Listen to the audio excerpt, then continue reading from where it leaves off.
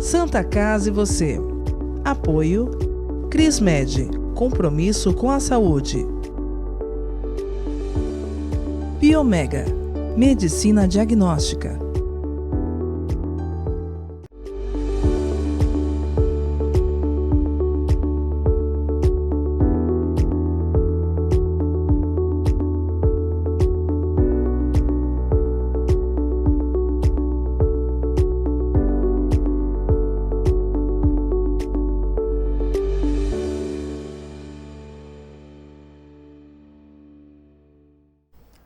Olá, telespectador, olá, telespectadora, está no ar Santa Casa e você. Na edição de hoje vamos falar sobre os avanços na medicina. Tivemos recentemente o início da era robótica na Santa Casa e outras tecnologias que contemplam a medicina, facilitam a vida dos médicos e ajudam a salvar vidas e a prolongar a qualidade de vida do ser humano. Para a gente saber um pouco mais desse novo universo, recebemos aqui hoje o diretor médico da Santa Casa, o cirurgião de cabeça e pescoço, Rogério Dedivitz. Doutor, prazer e bem-vindo de novo ao nosso programa. Muito obrigado, é um prazer estar aqui novamente.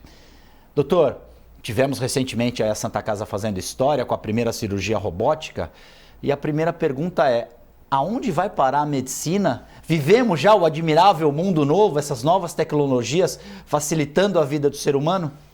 Olha, acho que o futuro já é hoje. Algumas coisas que foram incorporadas no nosso dia a dia, talvez há 30, 40 anos atrás, como por exemplo um aparelho celular, que é uma coisa hoje absolutamente trivial. Naquela época ninguém poderia imaginar que você de qualquer lugar pudesse se comunicar com quem quisesse pelo mundo todo. E a medicina não fugiu dessa realidade. A medicina ela diariamente tem inovações. A Santa Casa está bastante atenta a isso. Recentemente houve a inauguração do IMRT, um aparelho de radioterapia de primeiríssima linha, e agora, mais recentemente ainda, a robótica. Então, essas inovações todas que vão desde tecnologias avançadas até coisas mais simples do dia a dia, uma medicação nova, pequenas técnicas novas de manuseio do paciente acabam sendo incorporadas, e a Santa Casa está atenta a isso. A gente lembra que a medicina começou praticamente só o médico. Depois tivemos os exames de imagem, a penicilina, os antibióticos.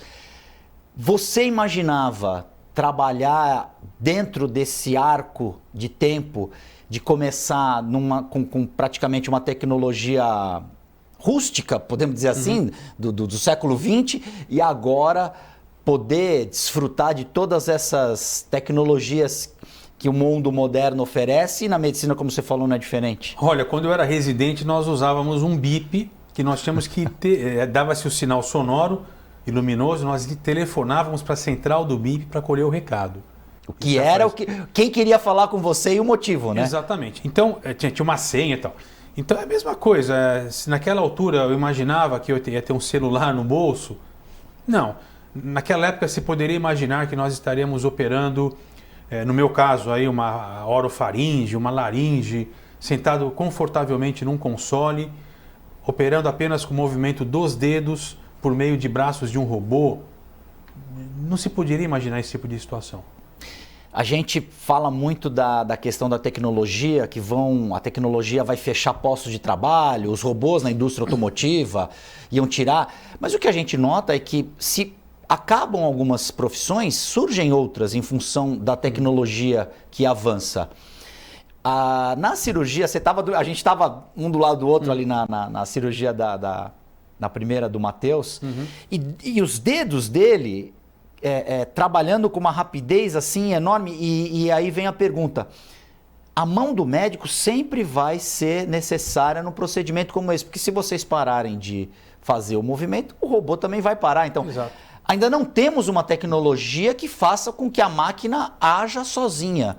O médico vai continuar tendo a importância de sempre. Exatamente. Por mais que a tecnologia seja incorporada, o aspecto da medicina enquanto arte, ele se mantém. Cada paciente é um paciente, cada tumor é um tumor. Existem variações anatômicas, variações da doença, variações do paciente. que fazem com que o tratamento seja individualizado. Então, quando se fala em robô, quando se fala em radioterapia de última geração, são instrumentos que estão à disposição do médico nos grandes centros, como a Santa Casa, que hoje é um hospital absolutamente moderno, tem, e que proporciona oferecer o melhor para o paciente.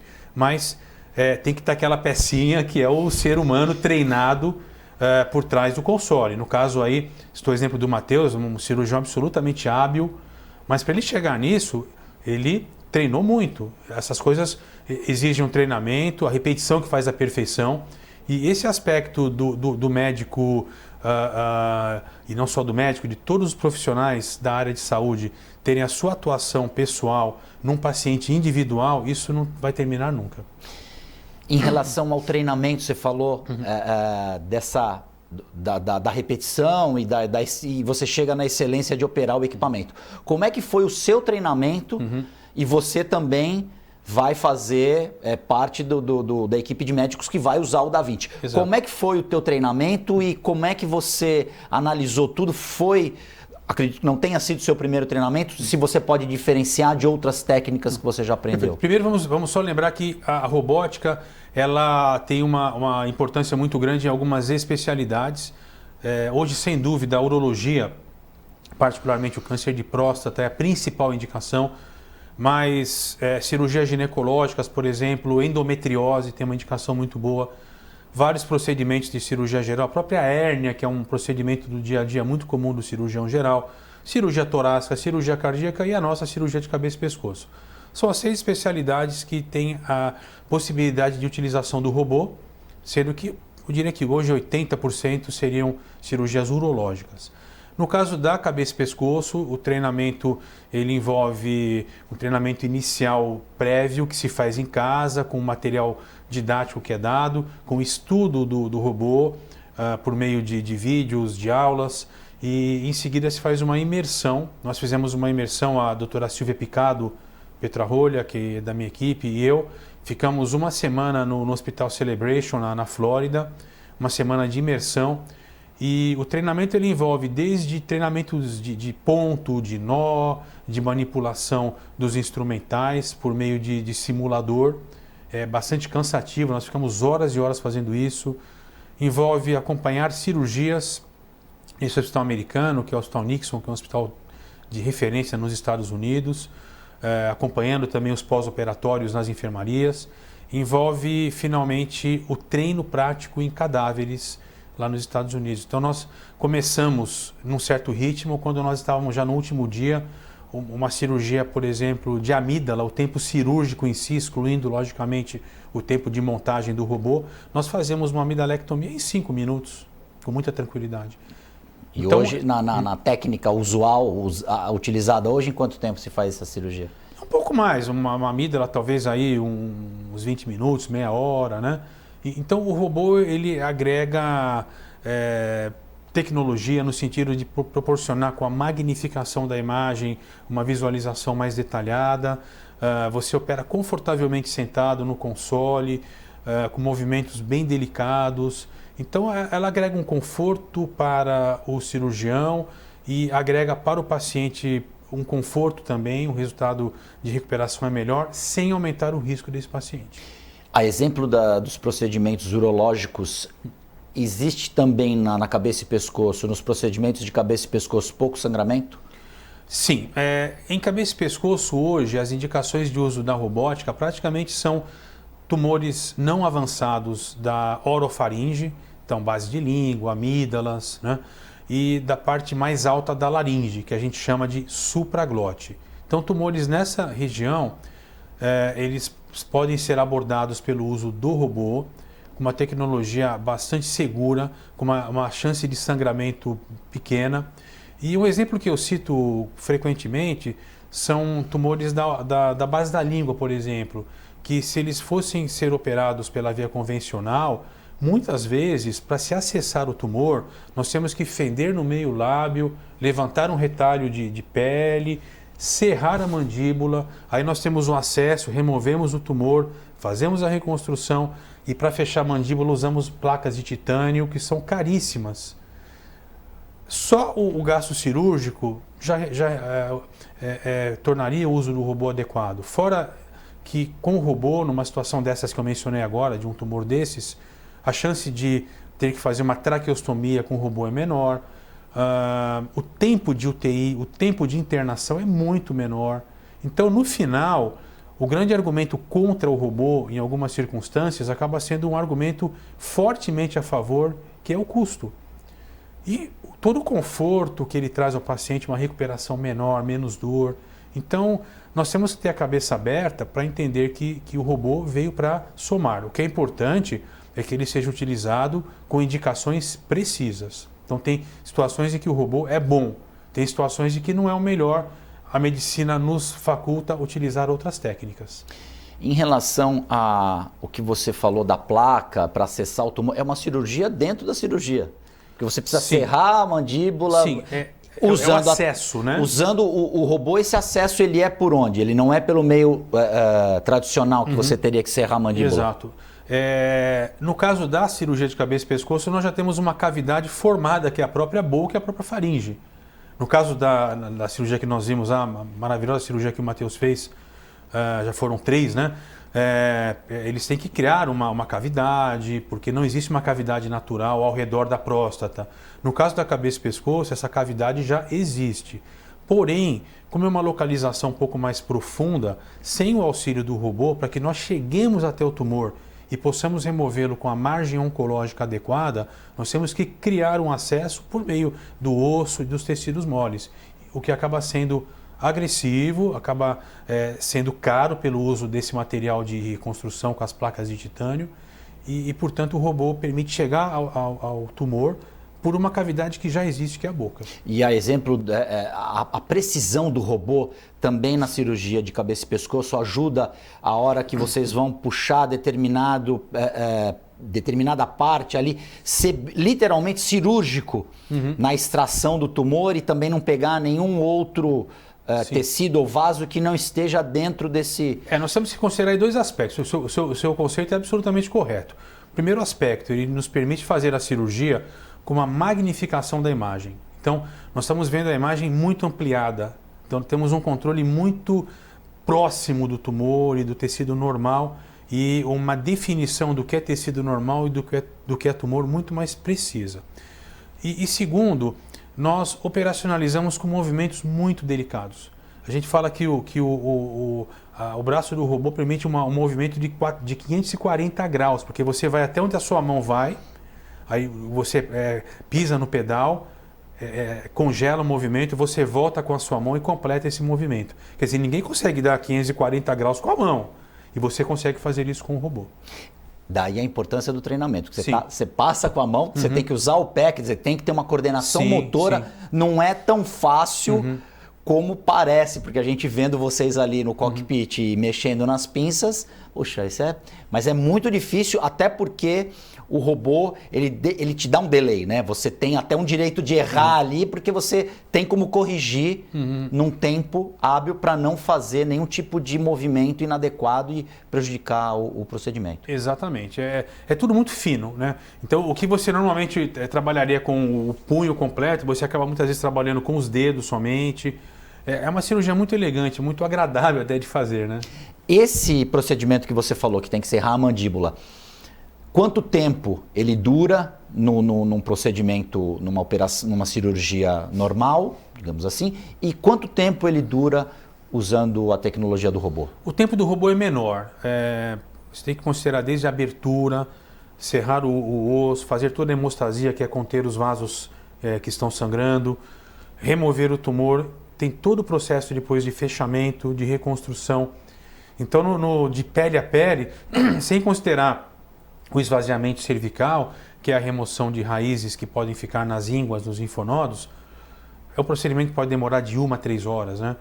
Seguramente você economiza aí 1/3 do tempo, mais ou menos, com o uso do robô. E esse tempo reduzido, fazendo um custo-benefício, você vai poder fazer mais procedimentos, você vai ter uma resposta muito melhor, o teu paciente vai ter uma recuperação menor, ou seja, a hotelaria que ele vai usar vai ser de menos tempo. Sim. Então, fazendo uma conta, investimento em tecnologia significa você ter mais gastos, menos gastos e mais retorno. O investimento é alto, não é para qualquer hospital fazer isso. A Santa Casa realmente com o trabalho do provedor, Ariovaldo Feliciano e equipe, deu um passo grande e muito rápido, né? Quando a ideia do robô surgiu, teve pessoas que acharam engraçado. Nossa, tá louco, né? Mas conseguiu se tornar o sonho uma realidade. Não somente trazer um robô, foi trazido um robô top de linha. O melhor, o melhor mais moderno do mundo.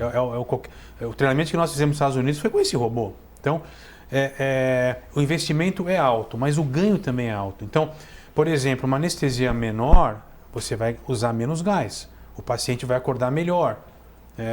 Muitas vezes você diminui ou até evita uma permanência numa UTI. Vou dar o exemplo não da minha área, mas das cirurgias feitas agora esse fim de semana. Os pacientes foram de alta no dia seguinte. Uma cirurgia convencional de próstata, o paciente fica 4, 5 dias internados. Isso tem um custo. Isso tem um custo não só financeiro, mas tem um custo de afastamento do paciente da sua vida familiar. Você fica fora da sua casa, você está fora da sua zona de conforto. Então tem toda uma série de ganho agregado muito grande. Santa Casa e você vai fazer um rápido intervalo, nós voltamos em instantes.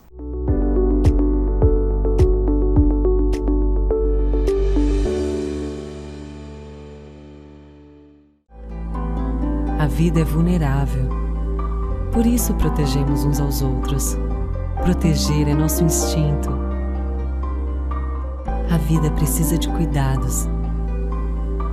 Cuidados que começam na infância. Alguém para compreender suas necessidades. Para te apoiar mesmo quando o desafio é grande. Todos precisamos de auxílio em algum momento. Alguém para trazer conforto e demonstrar comprometimento com você a qualquer hora ou lugar. Air Liquide Healthcare. Protegemos vidas vulneráveis. O Plano Santa Casa Saúde abre mais uma unidade de atendimento laboratorial exclusiva para beneficiários do Plano Executivo e Preferencial.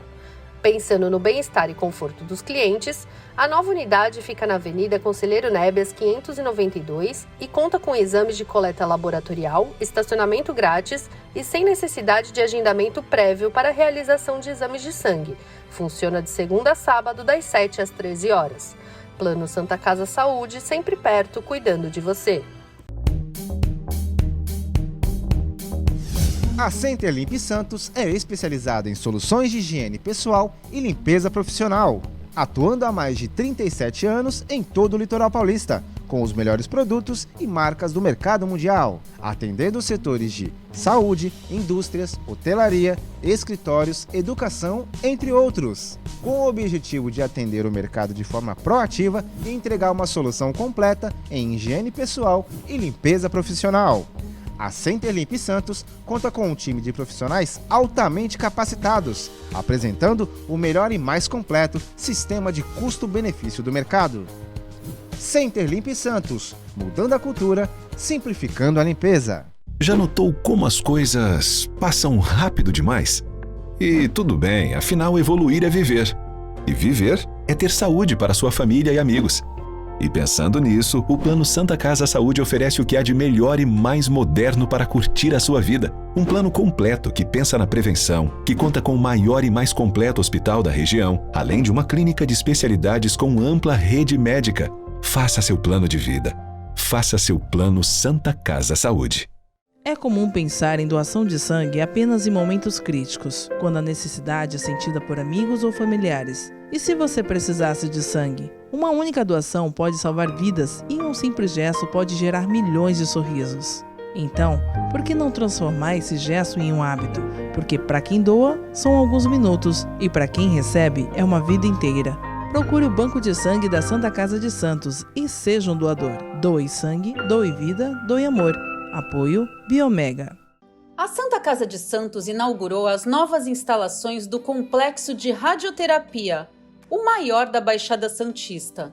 São mais de 1.500 metros quadrados de área totalmente dedicada ao atendimento de pacientes oncológicos e familiares, com acesso exclusivo pela Avenida Francisco Manuel e todo o conforto e atenção essenciais para a especialidade. O espaço conta com estacionamento privativo, salas acolhedoras, serviço de tomografia exclusivo e o principal destaque do complexo, o acelerador linear Halcyon, que dispõe de extrema precisão para o tratamento contra o câncer e é um dos mais modernos do mercado mundial. Com o início do funcionamento do novo complexo de radioterapia, a Santa Casa de Santos amplia a capacidade de atendimento oncológico, oferecendo o melhor tratamento da região. Santa Casa de Santos, a melhor e mais completa. A Ativa Saúde é uma corretora conceito em administração de benefícios. Tem a missão de trazer as melhores soluções nos segmentos de saúde, seguros e benefícios em produtos individuais, familiares e empresariais, prestando o melhor atendimento, com transparência, respeito, dedicação e humanização. Avenida Senador Feijó, 686, loja 112 no Térreo. Telefone 3232-1666. WhatsApp 99121-9947. Ou pelas nossas redes sociais. Ativa Saúde.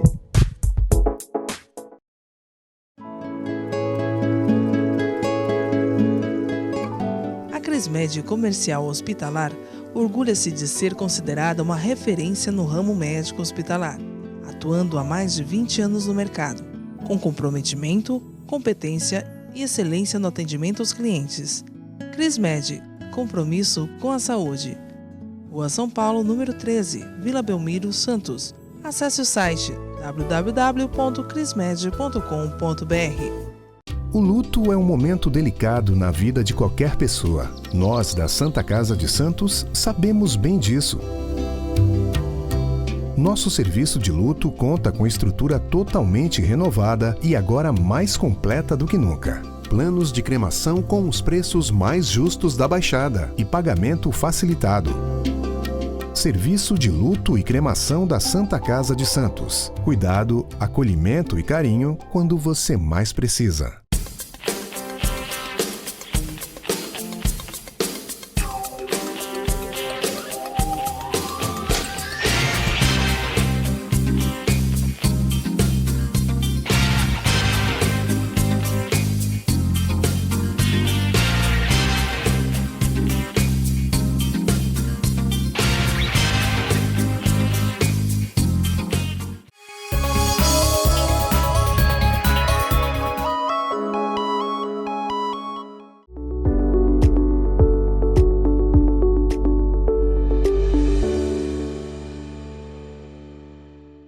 Santa Casa e você já está de volta. Na edição de hoje recebemos aqui nos nossos estúdios o diretor médico da Santa Casa de Santos, Dr. Rogério Dedivitz, que também é cirurgião de cabeça e pescoço. Estamos falando aqui sobre os avanços tecnológicos que contemplam a medicina do século XXI. Dr. Rogério, a formação do material humano, o médico. Hoje, com toda essa modernidade, a molecada já começa na cirurgia mais moderna. Você acha que falta um pouco na residência do médico, do jovem médico, ele também aprender o que o médico lá atrás sabia fazer? Ou seja, colocar a mão na massa mesmo, ao invés de usar essas novas tecnologias? Pois é. Eu me formei em 89, tem um bom tempo, né? Na Lusíada? Não, na USP. Na USP. Eu sou de São Paulo. Me formei em 89. Então, naquela época, já se dizia que os nossos professores, eles saíam prontos praticamente para um mercado de trabalho. Então, hoje, ninguém sai pronto sem fazer uma residência médica. Uma residência médica varia de 2 a 5 anos. 5 anos é mais tempo do que muitas faculdades inteiras. Então, praticamente é o tempo de 2 faculdades para você sair no mercado. Por quê? Naquela época, o cabedal de conhecimentos da medicina era muito mais restrito. Na minha época, ainda era um pouco mais restrito. Hoje, a medicina está cada vez mais super especializada. É uma coisa natural. Um exemplo da minha área, que é a cirurgia da tireoide, por exemplo, que é o nosso dia a dia. O cirurgião geral opera a tireoide? Opera, mas o cirurgião geral faz uma série de outras cirurgias. Ele vai fazer talvez 2, 3 tireoides por ano. O especialista faz 2, 3, 5 por semana. Então, existe uma tendência cada vez mais a que o super especialista seja procurado no sentido de dar uma solução a doenças específicas. Da mesma forma, dentro dessa super especialização, nessa mesma toada vem as novas tecnologias. Voltando para uma situação bastante corriqueira do cirurgião geral, cirurgia de vesícula. Quando se começou a fazer cirurgia por vídeo, na época eu estava na residência, na residência de cirurgia geral. Quando surgiram as primeiras cirurgias, muitas pessoas eram absolutamente avessas e não acreditavam que o método poderia efetivamente vencer e ser de uso corriqueiro. Hoje, você não faz uma cirurgia de vesícula habitualmente, a não ser por vídeo, ou a não ser em situações de exceção, alguns tipos de tumor, alguns processos inflamatórios agudos em que o vídeo tem uma limitação. E aí gera um problema. Muito bem, você está diante de um paciente, você tem que sempre que possível oferecer aquilo que há de melhor para esse paciente. Essa tem que ser a orientação. Então, o jovem médico ele sai pronto para fazer procedimentos, por exemplo, por vídeo. Se por alguma razão uma cirurgia dessas tem que ser convertida para uma cirurgia aberta, às vezes para os cirurgiões mais novos, o treinamento que ele teve para cirurgias abertas não é tão completo quanto do cirurgião mais antigo. Isso pode criar alguma dificuldade. Um outro exemplo na minha área, cirurgias de cordas vocais. Hoje nós operamos muitas coisas por via endoscópica com uso de laser. Com isso, o que acontece? Muitos novos cirurgiões acabam não tendo um treinamento, por exemplo, em procedimentos abertos parciais de câncer de laringe, laringectomias parciais. Hoje, muitos serviços de formação não têm um movimento. Então, o cirurgião acaba não tendo, o jovem cirurgião acaba não tendo uma formação nesse tipo de cirurgia que muitas vezes você tem que lançar a mão delas. No imprevisto, como você citou, tem que saber ter o plano B ali na manga. Estamos chegando no final do programa. O que o diretor médico da Santa Casa pode adiantar para o nosso telespectador em termos de 2022, novidades na Santa Casa? Bom, a Santa Pegou Casa... fôlego é porque vem coisa boa aí. A Santa Casa hoje é um canteiro de obras, né? É um hospital que está se modernizando e uma modernização dentro de uma estrutura bonita, antiga, né? Aquele prédio com pé direito alto, aqueles quadros do Calixto, enfim. Ela consegue, na minha ótica, manter uma harmonia muito legal entre a tradição e o moderno. Existe todo um projeto muito forte que o provedor deseja de que a Santa Casa se transforme num centro transplantador. É um desafio muito grande, é um desafio que deve iniciar-se por transplante de medula óssea, transplante renal. Nós estamos já caminhando para isso, construindo e, se Deus quiser, no momento, não para esse ano, óbvio, mas num passo seguinte, em algum momento, o transplante de fígado. Que maravilha! Isso é um ganho que é um objetivo muito forte e estamos todos lá trabalhando para tornar realidade. Mas há um ano atrás, quem diria que nós teríamos um robô top na Santa Casa? E um centro de radioterapia com os equipamentos que estão lá, né? Exatamente. O aparelho que nós temos de radioterapia é absolutamente de ponta. Dr. Rogério Dedivitz, muito obrigado pela presença. Tem de voltar aqui, vai virar cativo, vai virar nosso comentarista cativo aqui. Muito obrigado pela presença, por dividir o conhecimento com o nosso público. Volte mais vezes e obrigado pela presença. Muito obrigado, é um prazer sempre estar aqui. Santa Casa e você fica por aqui. Nós voltamos na próxima edição.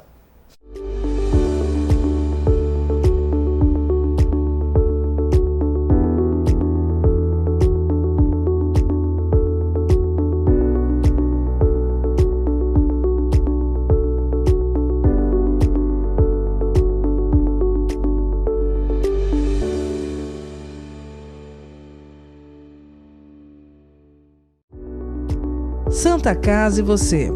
Apoio Crismed, compromisso com a saúde. Biomega, medicina diagnóstica.